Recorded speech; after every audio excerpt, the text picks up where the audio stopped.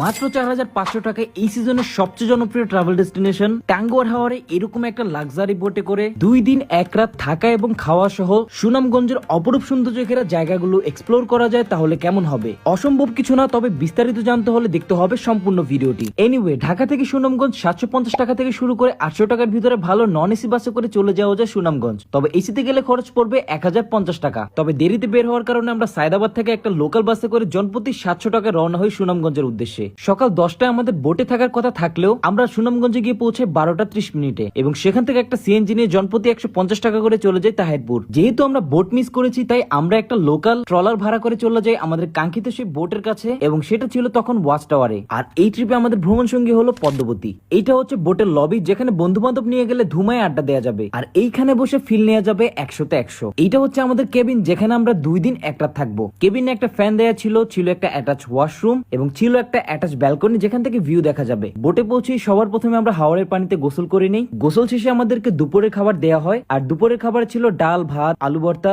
মুরগি এবং কয়েক ধরনের ভাজি। এত সুন্দর ভিউ দেখতে দেখতে খাওয়া দাওয়া করার অভিজ্ঞতা ছিল একদমই অন্যরকম। এরপরে বোটের পরবর্তী গন্তব্য হচ্ছে নীলাদ্রি লেক। শেষ বিকেলের ভিউ দেখতে দেখতে সন্ধ্যা হয়ে যায় এবং আমরা পৌঁছে যাই নীলাদ্রি লেক। এখানেই মূলত বোট সারা রাত থাকবে, পরদিন এখান থেকে অন্য স্পট গুলোতে যাবে। সন্ধ্যা হওয়ার সাথে সাথে আমাদেরকে দিয়েছে চা এবং হালকা নাস্তা হিসেবে মুড়ি মাখা এবং রাতের খাবারে ছিল হাঁসের মাংস, ডাল, ভাত এবং কয়েক ধরনের ভর্তা। যেহেতু রাতের বেলায় তেমন কোনো অ্যাক্টিভিটিস নেই তাই আমরা খাওয়া দাওয়া শেষ করে তাড়াতাড়ি শুয়ে পড়ি, কারণ সকাল সকাল উঠে আমাদের ঘুরতে হবে।